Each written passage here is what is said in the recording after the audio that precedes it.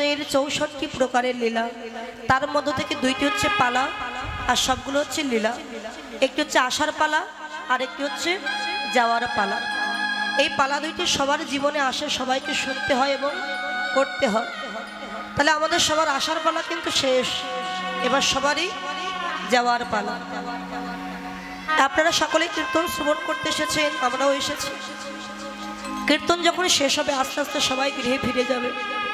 তাহলে এসেছেন যখন আসার পালা শেষ, এবার সবার যাওয়ার পালা। ঠিক তেমনি পৃথিবীতে যখন একবার জন্ম নিয়েছি, জন্ম নেওয়ার পালা শেষ, এবার সবারই এক এক করে আপন ঘরের সন্ধানে ফিরে যাওয়ার পালা। যেতে সবাইকে হবে, কারো আজ কারো বা দুদিন বাদে।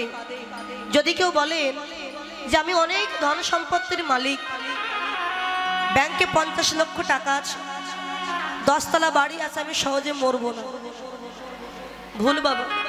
এ জগতে ভাই ভাইয়ের সঙ্গে বেঈমানি করে, বন্ধু বন্ধুর সঙ্গে বেঈমানি করে, কিন্তু মৃত্যু কারোর সঙ্গে কখনো কোনোদিন বেঈমানি করে না। ডাক আসলেই চলে যেতে হবে।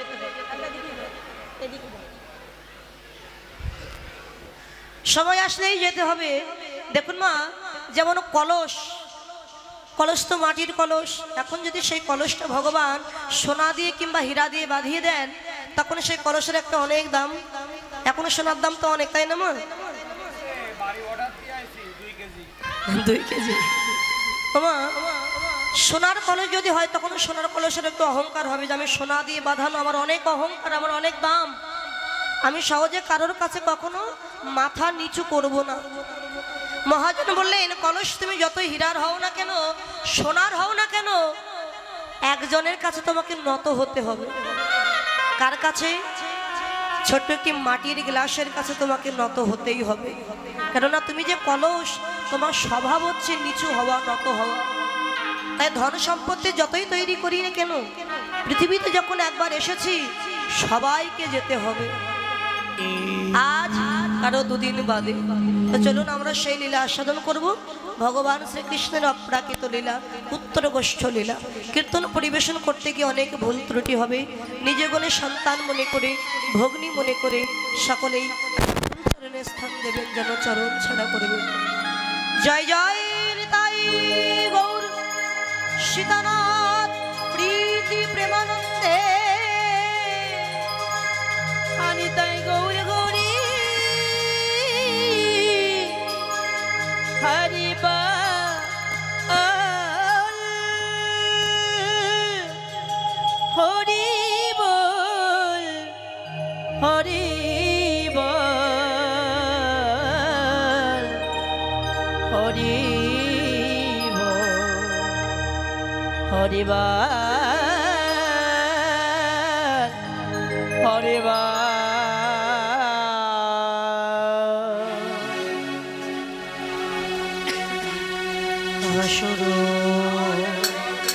সুরধ্বনি সুরধ্বনি তীরে গো আয়া আয়া ও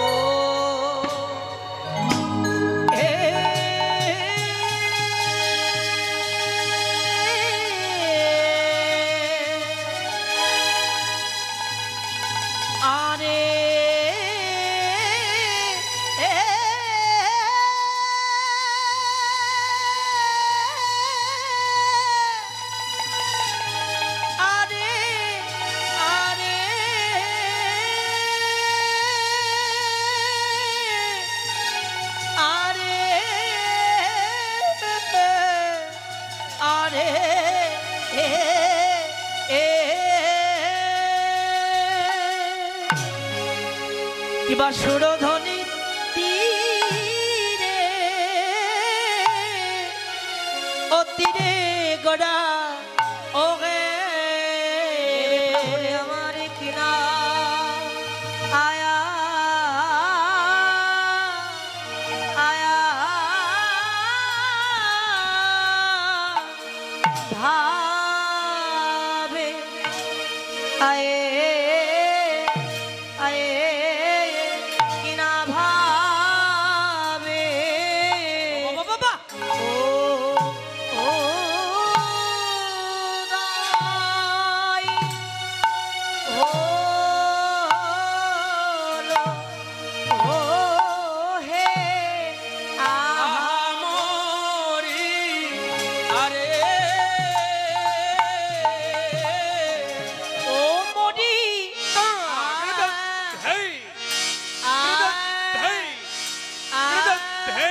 gida gida ta gida hey gida hey gida hey gida gida ta gida hey gida hey gida hey gida babe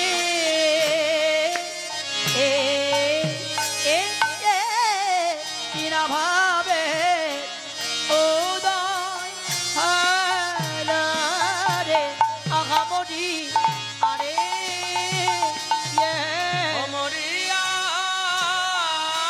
ধেনা ধেনা ঝাগরে ধেনা যা যা ধেনা ধেনা ঝাগরে ধেনা যা যা ধেনা ধেনা ঝাকি গরে লত্তা গীতা গীতা ধেনা কেটা ছাড় হে হে হে গীতা গীতা হইল রে আহামরি আরে মুদি আয়াহা রে গোড়ায় আমার কিনা ভাবে কিনা ভাবে উদয় আরে আগামর আরে মরিয়া রে গোড়ায় আমার কিনা ভাবে কিনা ভাবে উদয় হইল রে হামরি আরে মরিয়া আয়া গমন হরি বল কিনা ভাবে কিনা ভাবে উদয় হইল হামরি আরে মরিয়া রে গোড়া কিনা ভাবে উদয় হলো হামরি আরে সুরধনী তীরে গোড়া কিবা সহচর গান মেলি আরে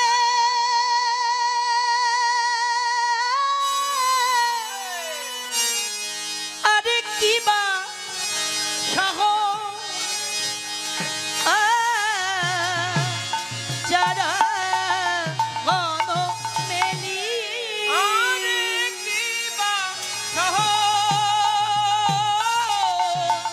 যারা গণ মেলি আরে কিবা সহ যারা গণ মেলি আরে কিবা সহ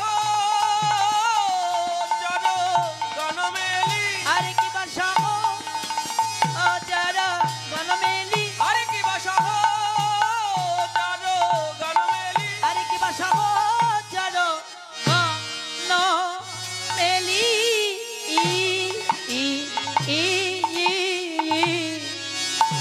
আরে জগচর সুরধনী তীরে গোড়া গোড়া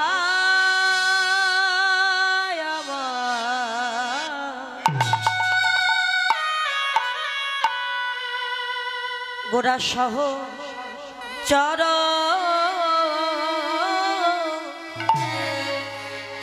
গণ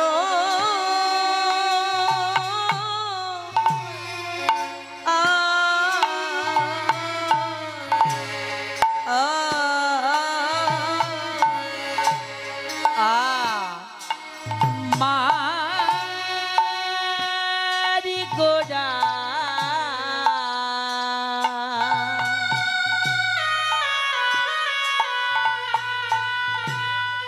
গোড়া সখ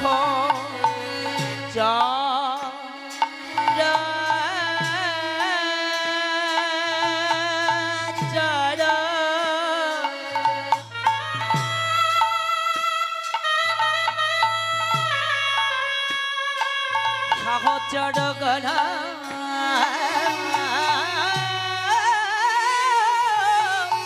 আমার গোড়া গোড়া গোড়া রে আর সহচর গণ মেলিয়ে আমার গোড়া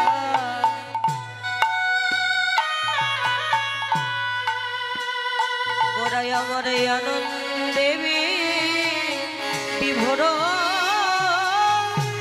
কিবা সহচর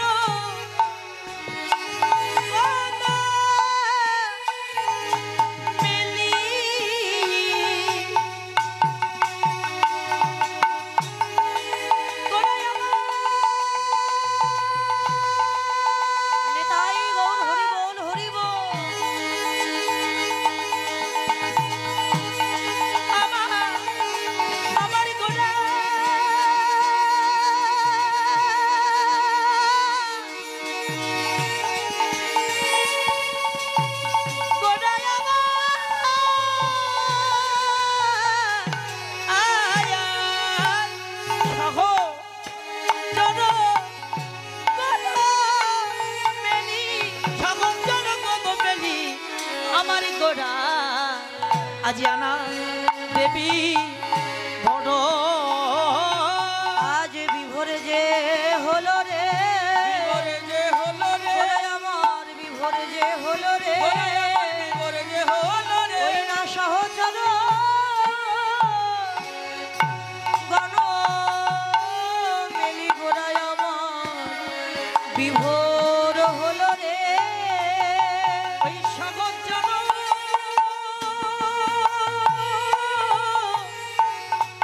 মন মেলি গোড়া বিভোর হলো রে। ওই না পুরবে লীলা স্মরণ করি গোড়ায় আমার বিভোর হলো রে। ওই না পুরবে লীলা স্মরণ করি গোরা বিভোরে যে হলো রে।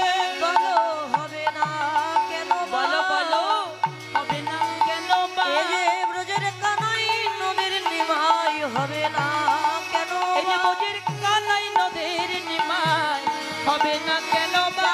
সেই তো এসেছে, সেই তো এসেছে, সেই তো এসেছে, বোঝের কানাই নদের নিমাই সেই তো এসেছে, বোঝের কানাই নদের নিমাই সেই তো এসেছে, হরি নাম নিয়ে এসেছে, নাম নিয়ে এসেছে, হরি নাম নিয়ে এসেছে, হরি নাম নিয়ে এসেছে, এই কলির জীবন ধারের লাগি হরি নাম নিয়ে এই এসেছে। কলি জীবধারে লাগি হরি নাম নিয়ে এসেছে, বলে হরি বল হরি বল হরি বল হরি বল।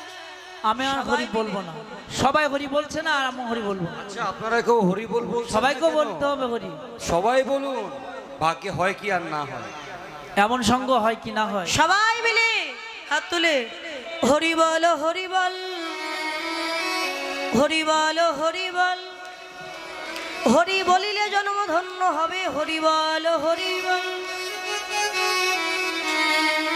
ওরে ত্রিতাব জ্বালা জুড়াইবে হরি বল হরি বল।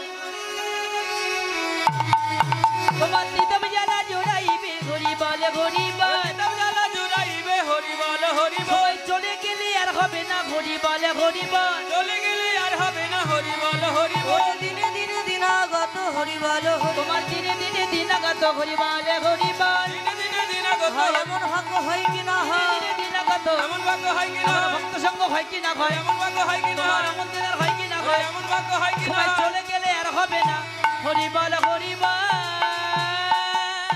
যিনি ঈশ্বর পরম কৃষ্ণ পরম পরম কৃষ্ণ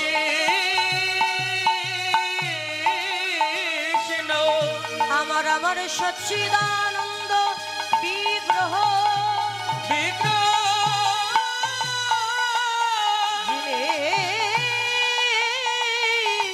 অনাদির আদি গোবিন্দ যিনি সর্বকারণের কারণ আমার শ্রীমন গৌর আমার আমার আমার গৌর হরি হে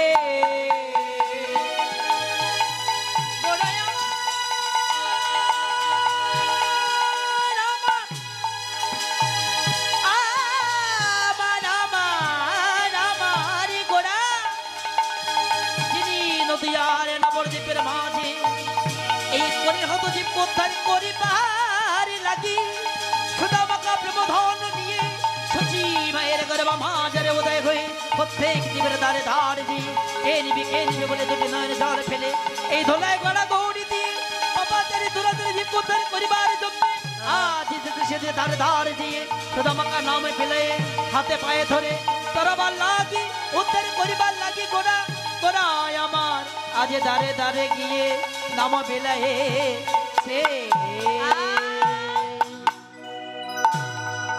যিনি ঈশ্বর পরম কৃষ্ণ সচ্চিদানন্দ বিগ্রহ যিনি অনাদির আদি গোবিন্দাম সর্বকারণের যিনি কারণ যিনি বৃন্দাবনে ছিলেন ব্রজেন্দ্র নন্দন কৃষ্ণ মা যশোদার নয়নে নীলমণি কৃষ্ণ মুনি ঋষি সাধক সাধিকা গন্ধর্ব কিণ্ড হাজার হাজার বৎসর ধরে তপস্যা করছেন ধ্যান করছেন যে চরণ কমল পাওয়ার জন্য, কিন্তু যে চরণ কমল লাভ করতে পারেন না।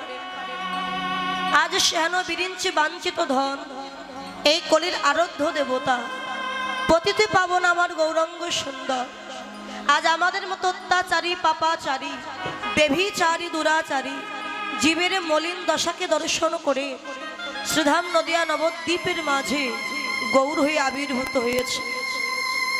তো যিনি বৃন্দাবনে ছিলেন মা যশোদার নয়নের মণি, আর নবদ্বীপে তিনি যখন নিমাই রূপে এসেছেন তিনি সচী মাতার নয়নের মণি। নদিয়া নাগরিকগণের কাছে তিনি হলেন গৌরাঙ্গ সুন্দর, আর ভক্তের কাছে হচ্ছেন আমার ভক্তের ভগবান। সেই গৌরাঙ্গ সুন্দর কৃপা করে কলি জীবের অত্যাচারী পাপাচারী জীবের মলিন দশাকে দর্শন করে নদিয়ার মাঝে তিনি এসেছেন। সত্যযুগে মুর নামক অসুরকে বধ করে ভগবানের নাম হয়েছিল মুরারি। ত্রেতা যুগে রাবণ বধ করে নাম হলো রাবণারি। দাপর যুগে কংস বধ করে নাম হলো কংসাহারি। আর কলিযুগে আমাদের মতো অজ্ঞান জীবকে উদ্ধারের জন্য নাম নিয়েছেন চৈতন্য গৌর হরি। এই কলিযুগে মহাপ্রভু কাউকে প্রাণে মারেননি বাবা। রাম আদি অবতারে ক্রোধে যুদ্ধে অস্ত্র ধরে অসুরেরও করিল সংহার। এবে অস্ত্র না ধরিব প্রাণে কারো না মারিব, হরিনাম দিয়ে চিত্ত শুদ্ধি করিব। প্রতিজ্ঞা নিয়েছিলেন তিনি, কলিযুগে কাউকে প্রাণে মারবো না। তবে কি দিয়ে উদ্ধার করবো কলির জীবকে? একমাত্র মধুমাখা হরিনাম দিয়ে উদ্ধার করো। এই কলিযুগের মাঝে এসে মহাপ্রভু জাতির ভেদাভেদ তুলে দিলেন। কিবা ব্রাহ্মণ কিবা চণ্ডাল করে কোলাকুলি কবে বা ছিল এ রঙ্গ। যাকে পেয়েছিলেন বুকে জড়ি ধরে বলেছিলেন ভাই একবার হরি বল বলো, একবার কৃষ্ণ নাম করো, হরিনাম বিনা জীবের আর কোনো গতি নেই। যদি গৌরাঙ্গ না হইত কেমনে হইত, কেমনে ধরে তামদে আহামরি রে, কেমনে ধরে তামদে। যদি গৌরাঙ্গ না হইত তবে কেমনে হইত, কেমনে ধরিতাম এই দেহ গো, কেমনে ধরিতাম রে। যদি গৌরাঙ্গ না হইত কেমনে হইত, কেমনে ধরে তামদে আহামরি রে, কেমনে ধরে তামদে। যদি গৌরাঙ্গ না হইত তবে কেমনে হইত, কেমনে ধরিতাম দেহ গো, কেমনে ধরিতাম রে। শ্রী রাধা মহিমা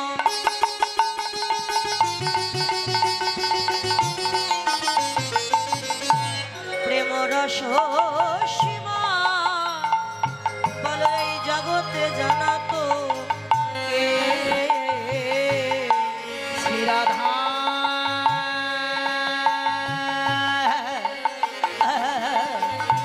মহিমা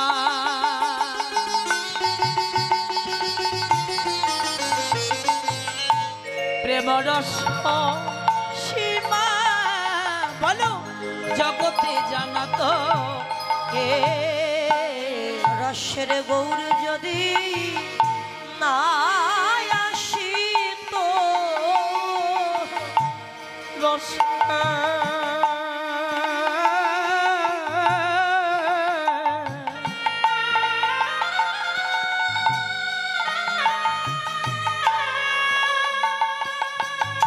রসের গৌর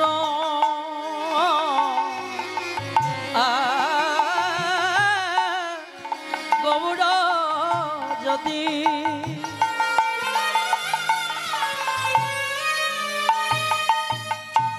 নয়া সিদ্ধ তবে রাধা তত্ত্ব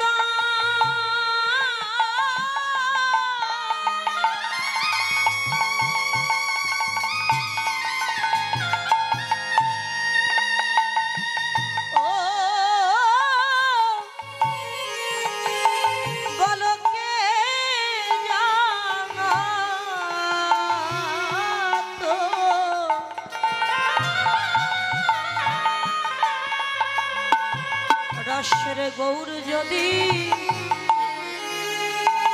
নায়া শীত রসের গৌর যদি রাধা তত্ত্ব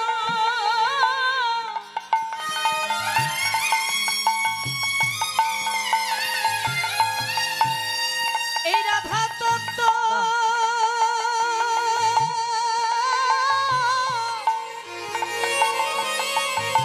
কে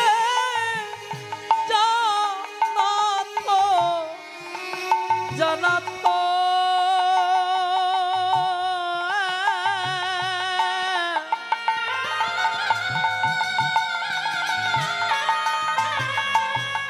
রসের গৌর গৌর যদি মায়া শীত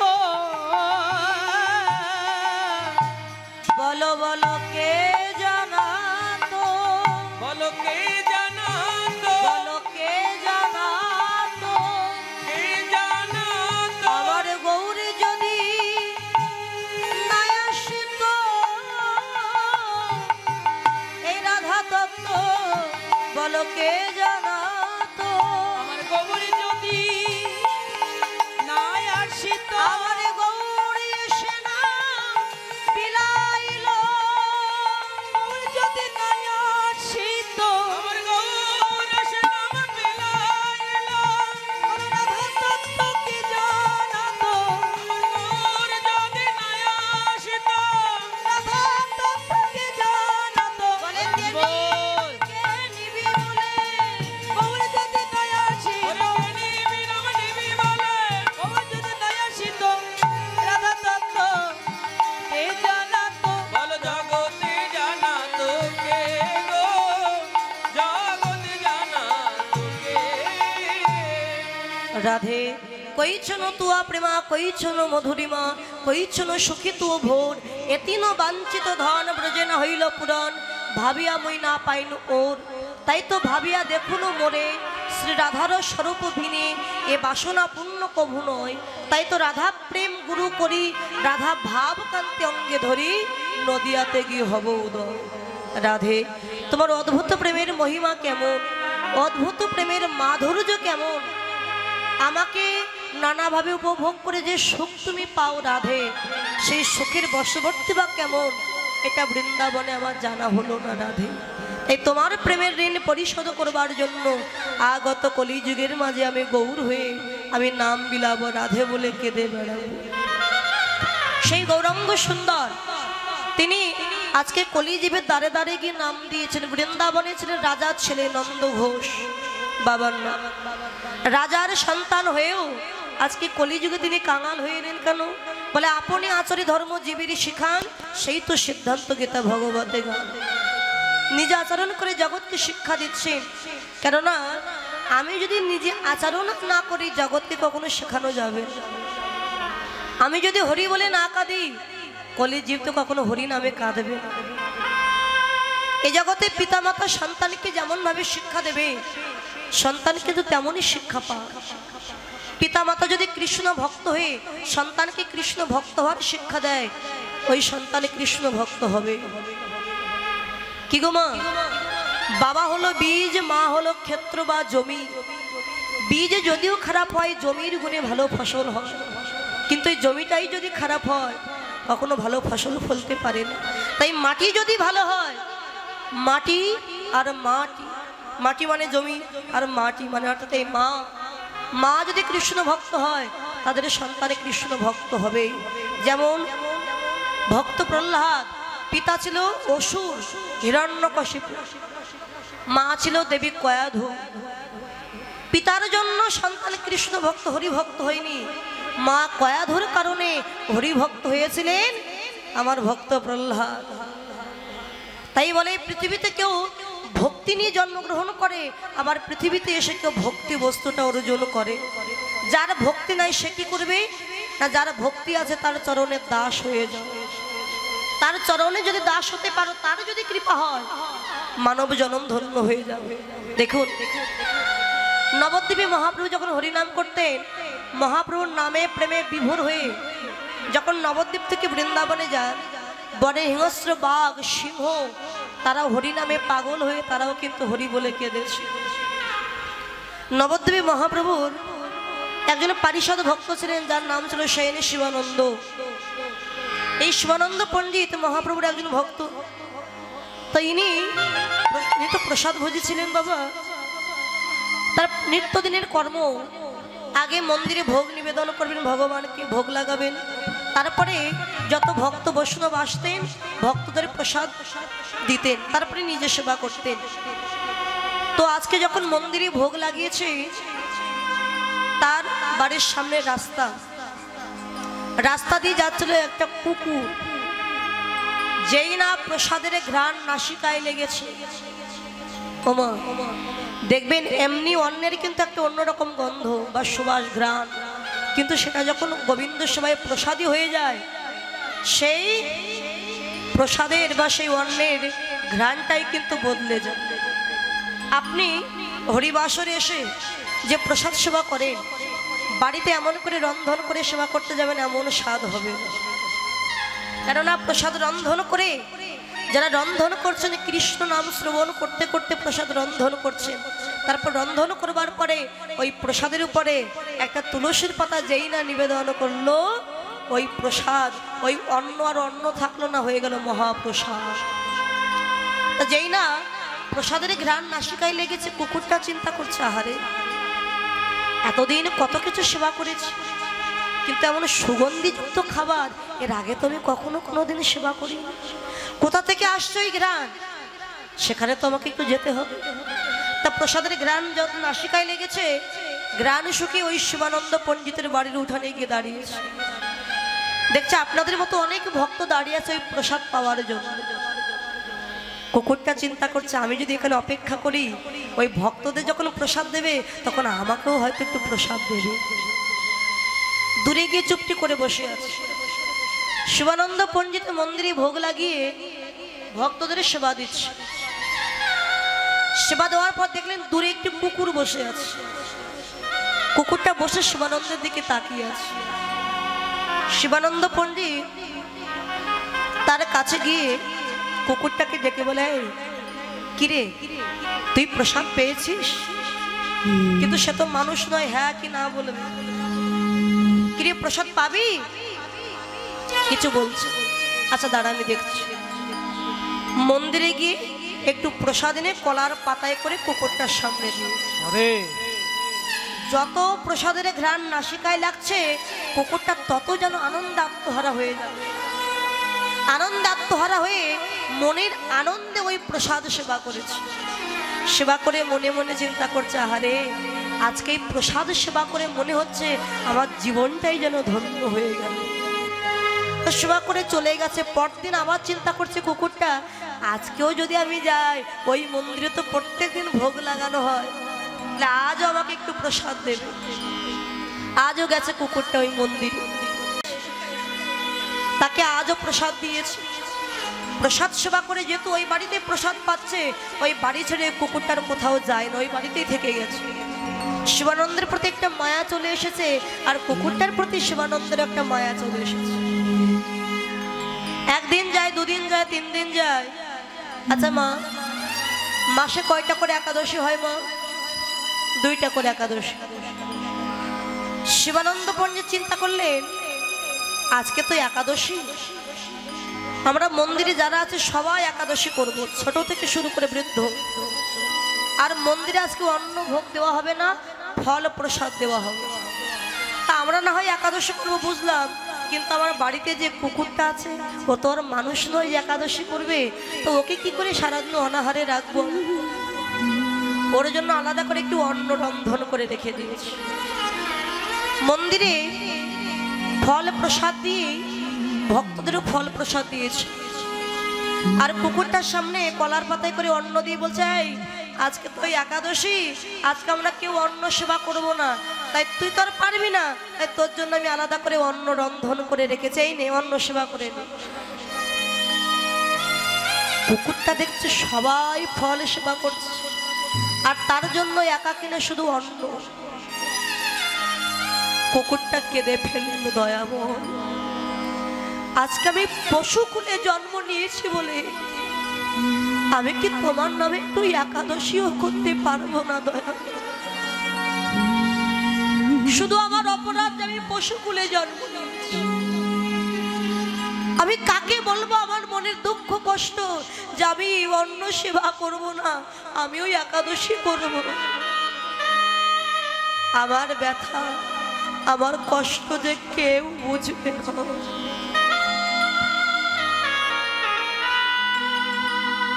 কেউ বুঝবে না আমার দুঃখ। অন্যের দিকে তাকিয়ে কুকুরটা কাজ।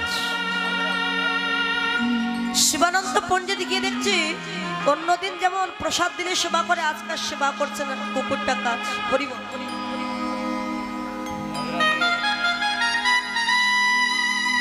শিবানন্দ পণ্ডিত মাথাটা নিচু করে বলছে, কি রে, অন্ন দিয়েছে সেবা কর।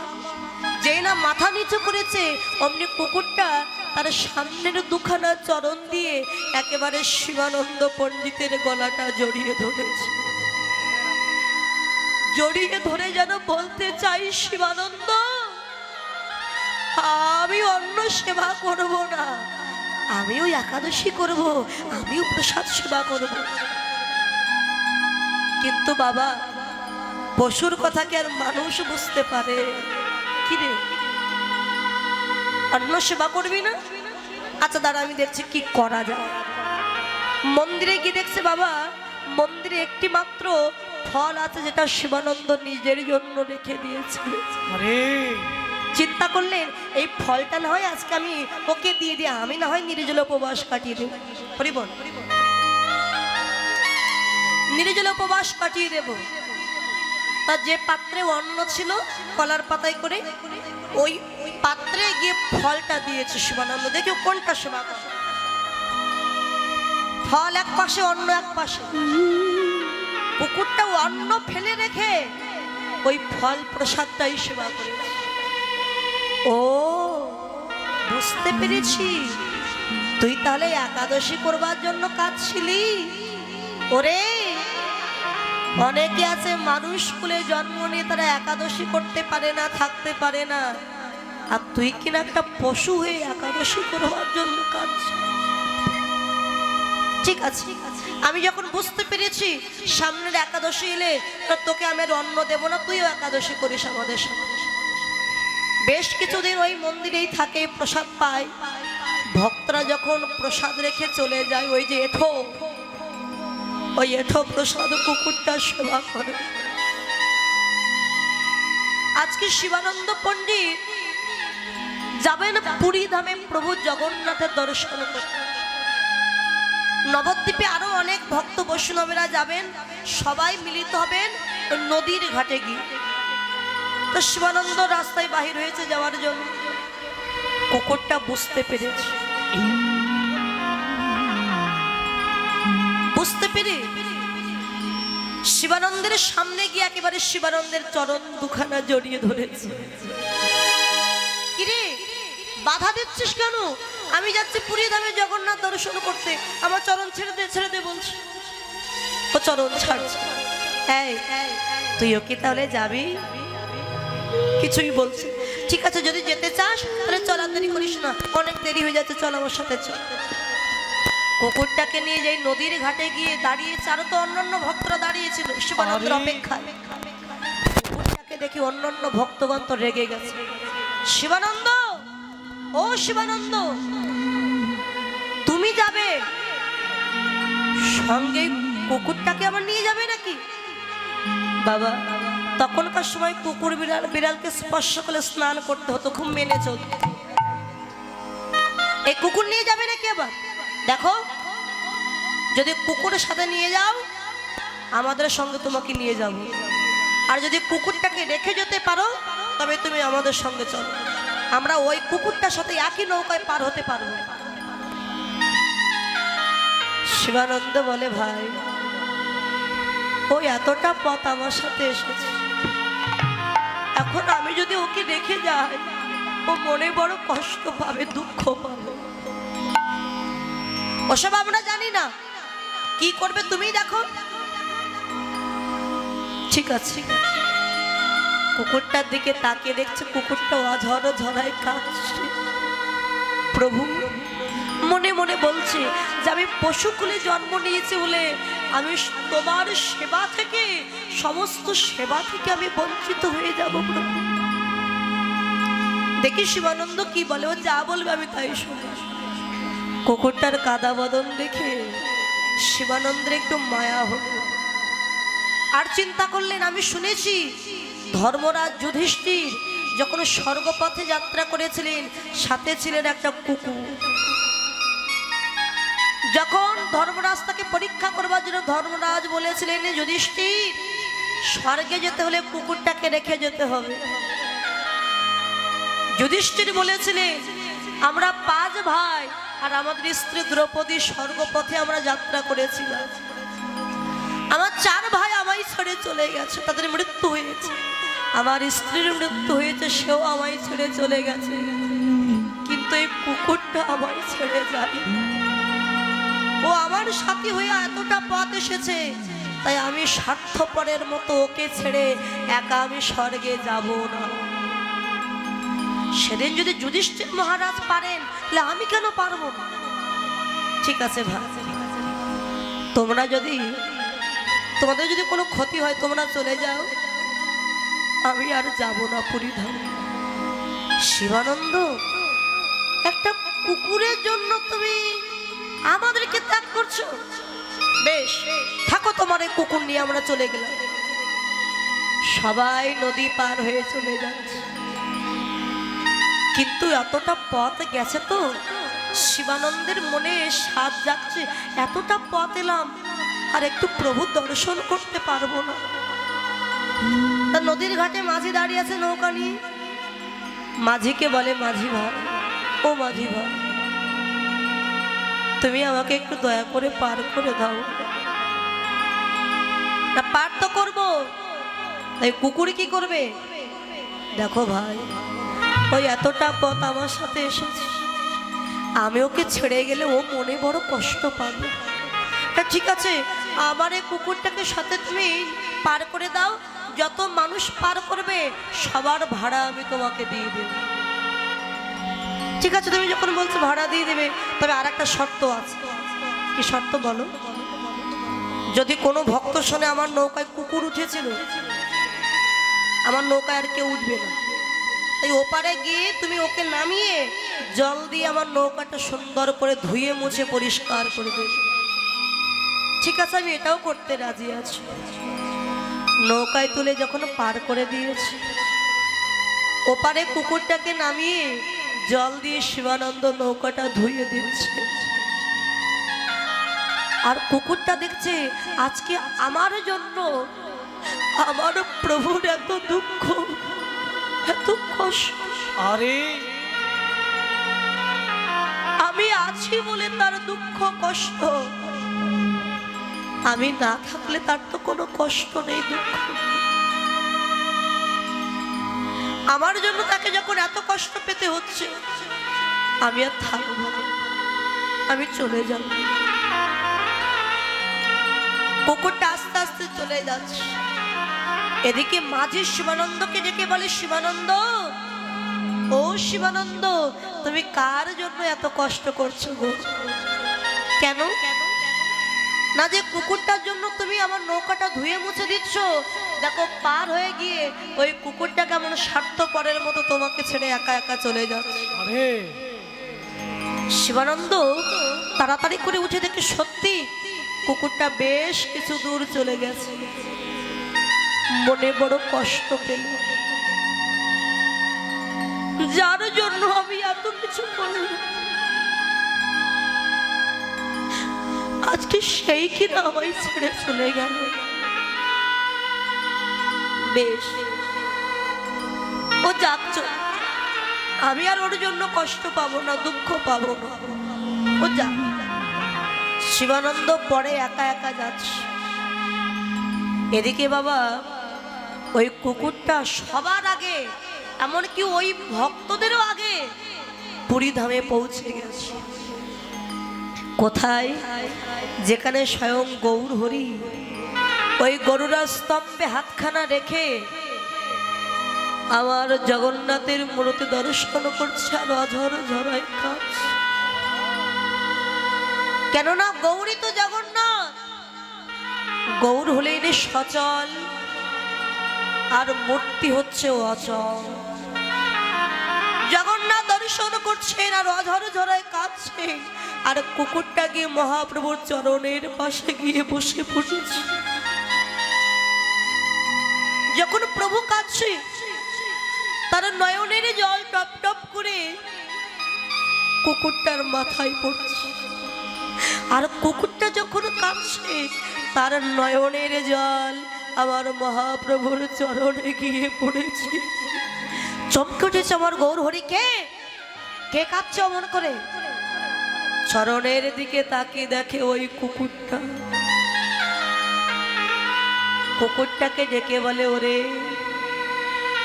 তুইও এসেছিস, তুইও এসেছিস জগন্নাথ দর্শন করতে। এসেছিস যখন কাঁদছিস কেন রে?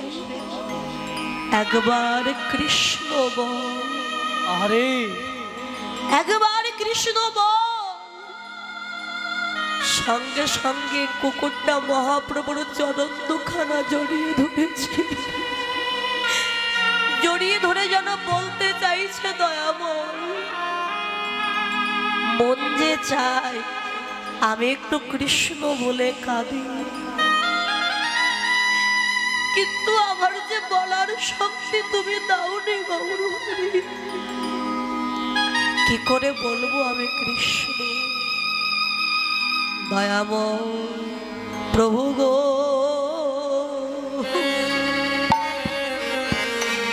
তোমার কাছে আমার এই বিনতি, এ জন্মে তো হলো না আমার কৃষ্ণ বলো।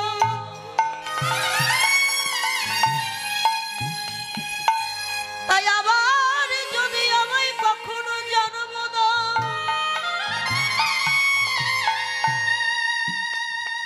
কৃষ্ণ ভক্ত করে জন্ম দিও। সেদিন আমি কৃষ্ণ ভক্ত হয়ে সকাল সকাল সাধু গুরু বৈষ্ণবের বাজারে গিয়ে ভক্তের চরণ দুখানা হৃদয়ে জড়াইয়ে ধরে যেন হা কৃষ্ণ বলে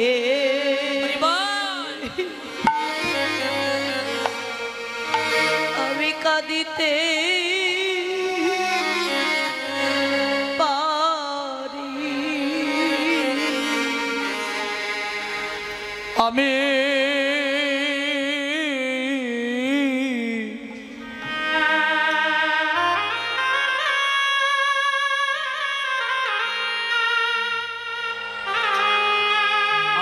কৃষ্ণ বলে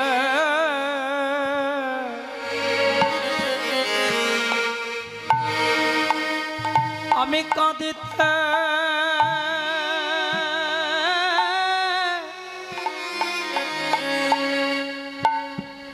আমি কাঁদিতে পারি।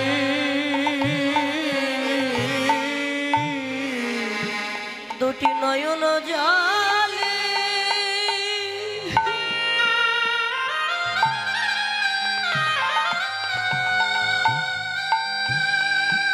দুটি নয়ন জলে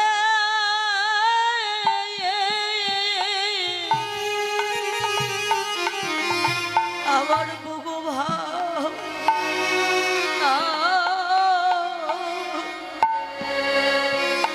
বুকু ভাষায়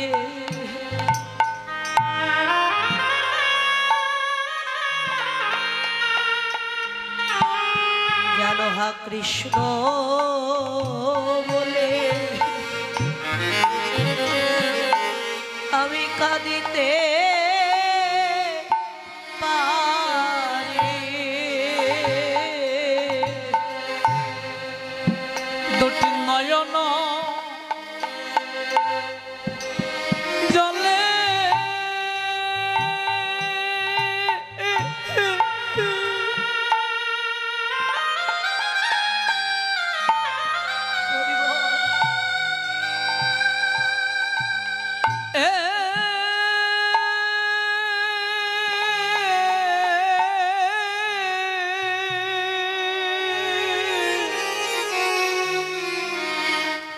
দয়াল দুটি নয়নে জলে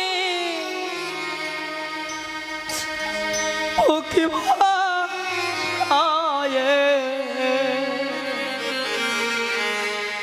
যেন হা কৃষ্ণ যেন হা কৃষ্ণ বলে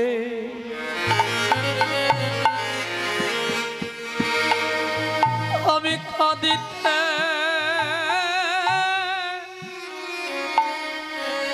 কাঁদিতে পারি।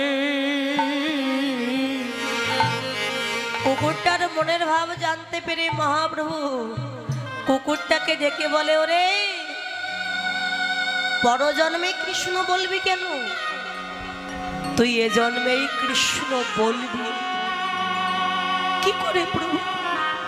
আমার যে বলার শক্তি তুমি দাওনি দয়াময়, কি করে বলবো আমি কৃষ্ণ? মহাপ্রভু কুকুরটার মাথায় হাত দিয়েছে, মাথায় হাত দিয়ে বললেন, ওরে এবার তো কৃষ্ণ বল, আরে এবার তো কৃষ্ণ বল। স্বয়ং ভগবানের হাত যার মাথায়, তার কি অসাধ্য বলে আর কিছু থাকে বাবা? মহাপ্রভুর কৃপা। কুকুরটা নিজের ডাক ভুলে গিয়ে হা কৃষ্ণ প্রাণে কৃষ্ণ বলে চিৎকার, কৃষ্ণ হরে কৃষ্ণ কৃষ্ণ কৃষ্ণ হরে হরে হরে রাম রাম রাম হরে হরে। যে কৃষ্ণ বলে কেঁদে উঠেছে অমনি শিবানন্দ পণ্ডিত এসে দেখে, কি এ আমি কি দেখছি? আমার বাড়ির সেই কুকুর, সে কিনা বলছে কৃষ্ণ। গৌর হরি, এ আমি কি দেখছি? একটা পশু, একটা কুকুর, সে কিনা বলছে কৃষ্ণ। মহাপ্রভু বললেন, শিবানন্দ তুমি কাকে পশু বলছো? তুমি ওকে পশু বলো না, ও যে পরম ভক্ত পরম বৈষ্ণব, যে তোমার বাড়িতে এতদিন ছিল, যে একাদশী করলো, যে কিনা এতটা পথ এসেছে জগন্নাথ দর্শন করতে, যার এত ভক্তি দেহে, তাকে তুমি পশু বলছো? শিবানন্দ, বৈষ্ণবের কোনো জাত হয় না, যে জন কৃষ্ণ ভজে সেই তো পরম বৈষ্ণব। ওর মতো পশুকুলে জন্ম নিয়ে এমন ভক্তি কয়জনের বা পেয়েছে বলো? ওর যে ভক্তি অনেক মানব দেহে সেই ভক্তি না। শিবানন্দ আমার ছুটে গিয়ে আরে কুকুরটার সম্মুখে গিয়ে করজোরে দাঁড়িয়েছি, ওরে ভক্ত রে, তুই এতদিন আমার বাড়িতে ছিলি,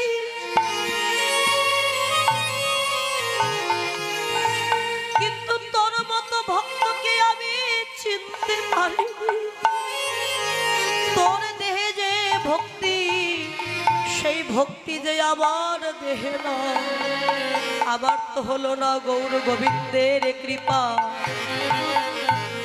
শুনেছি ভক্ত কৃপা হলে নাকি ভগবানের কৃপা হয়ে যায়।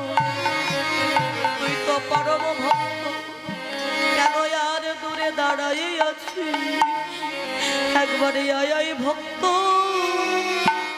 ভক্ত আমার হৃদয়, আমার হৃদয়ে ওরে ভক্ত রে,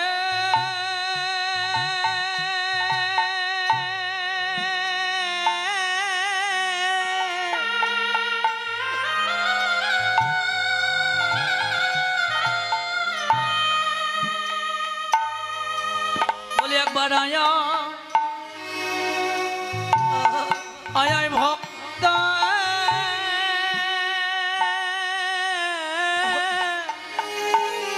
গৌর হরি বল। আমার হৃদয়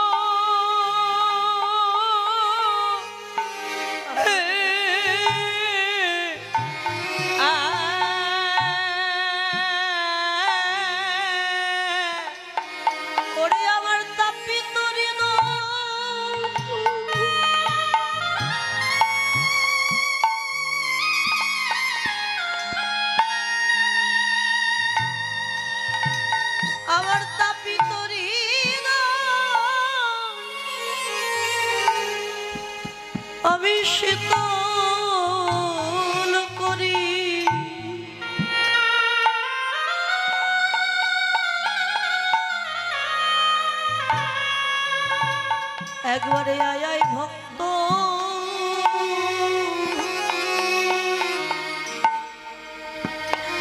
আমার হৃদয়ে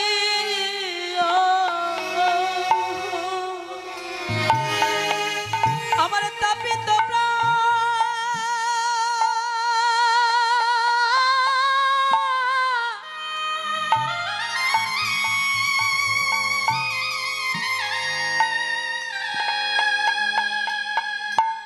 আমার তাপিত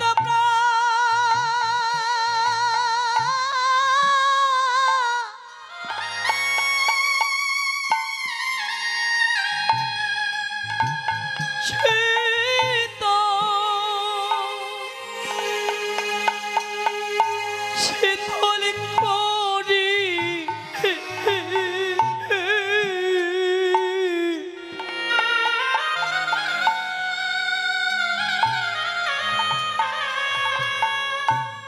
ভক্তরে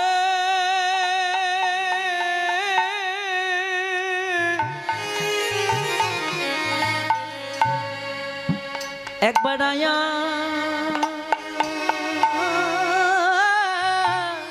ভক্ত আমার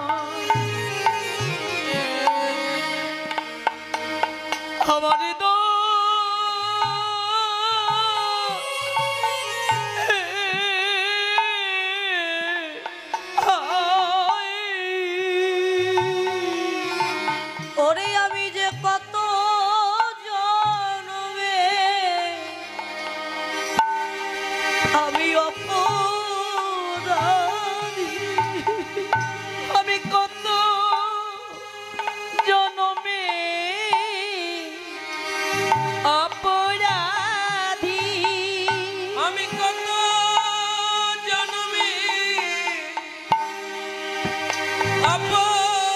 অপরাধী ভক্ত চরণ বিনা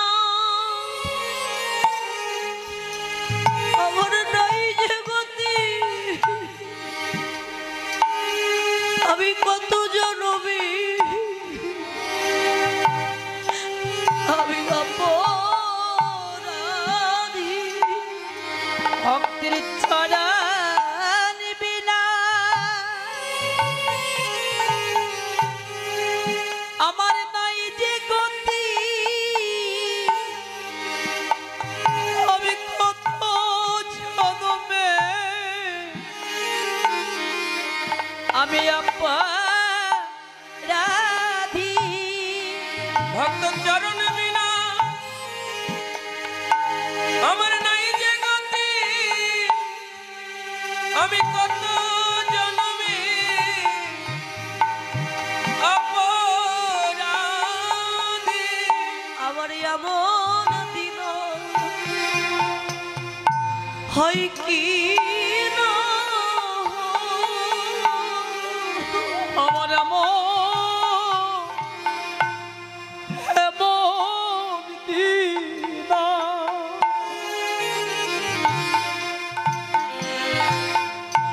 আমার হয় কি না আমার দিনে দিনে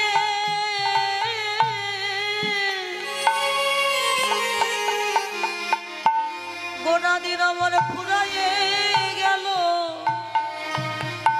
আমার এমন দিন হয় কি না আমার দিনে দিনে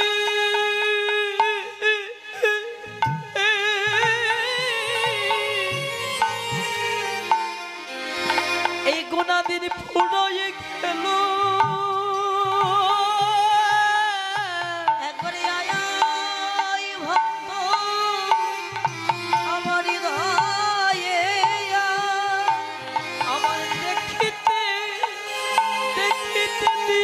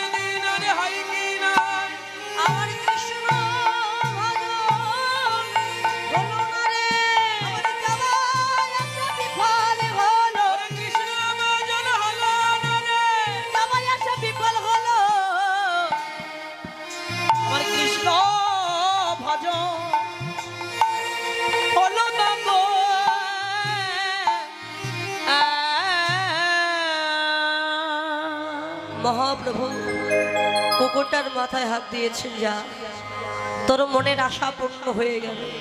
মহাপ্রভুর আশীর্বাদে কুকুরটা স্বর্গে চলে গেল। তাই কেউ পৃথিবীতে মানব কুলে জন্ম নিয়ে ভক্তি পায় না, আর পশু কুলে জন্ম নিয়ে প্রেম ভক্তি পেল, মহাপ্রভুর কৃপায় স্বর্গে চলে গেল। তাই মহাপ্রভু আজকে আচরণ ডালে নাম দিয়েছে, কিবা ডাকিয়া হাকিয়া খোলো করো তালে, ডাকিয়া হাকিয়া ওই হলো করো তালে, আহা গাইয়া ধাইয়া ফিরে ডাকিয়া হাকিয়া ওই হলো করো তালে, গাইয়া ধাইয়া রে আহা বলি দেখিয়া সমন। আচ্ছা বাবা, সমন মানে কি বাবা? সমন মানে মৃত্যু। মৃত্যুর কথা শুনে সবার ভয় লাগে না? বলি দেখিয়া সমন তারা সব পাইয়া, দেখিয়া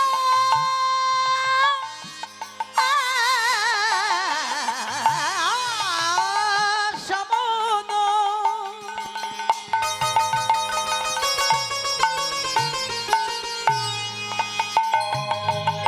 দেখিয়া সমন তোরা সইয়া ওই না কপাট হানিল তারে, কপাট হানিল তারে, দেখিয়া স্বপ্ন তোরা পাইল কপাল করিল তোমার দিনা গাত কবে বাঁধিবি করে রবি সুত, তোমার দিনে দিনে দিনাগত বাদিবি করে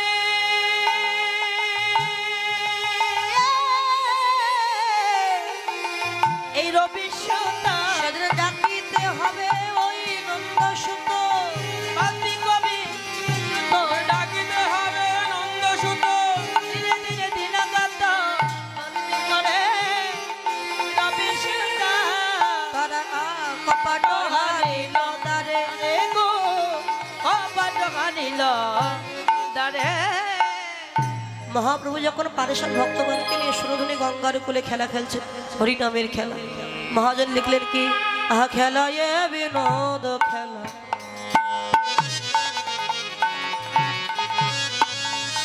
আমার গোরাবান মালি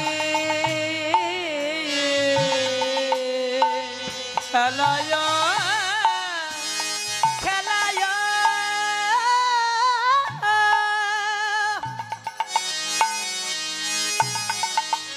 খেলায় বিনোদ বিনোদ খেলা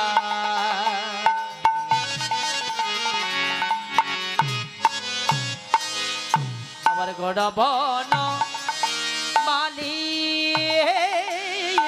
ওরে খেলায় বিনোদ খেলা,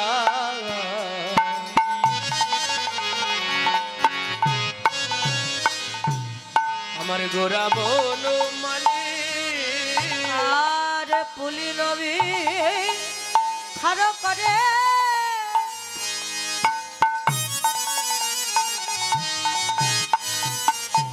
ভকত চলে শিবপলি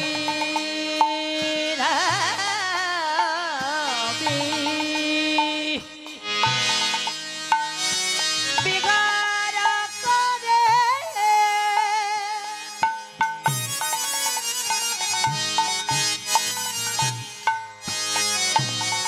ভক্তম ডলে পুলি নবী বিহার করে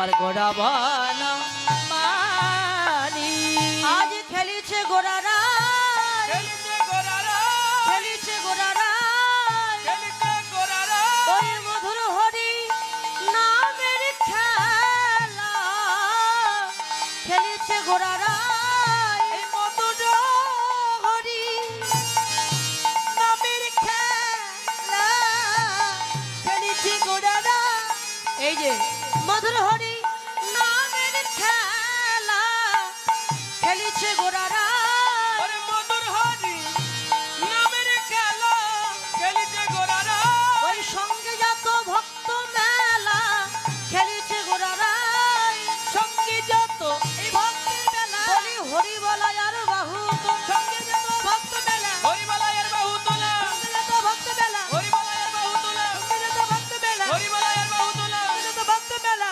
খেলিছে গোরারা এবার ভুলিল বিহার করি ভগত মণ্ডলে, এবার খেলায় বিনোদ খেলা খেলা আমার গোড়া বন মানি খেলাই বিনোদ খেলা বিনোদ অর্থাৎ নতুন আজকে নতুন খেলা খেলছেন মহাপ্রভু সেটা কি না হরিনামের খেলা তাহলে আপনারা বলবেন হরিনামের খেলা আবার নতুন হলো কি বলি তো সবসময়ই হচ্ছে হরিনাম সবসময় কানে শ্রবণ করছি এটা আবার নতুন হলো কি করে বাবা আমাদের ধর্মের নাম হচ্ছে সনাতন ধর্ম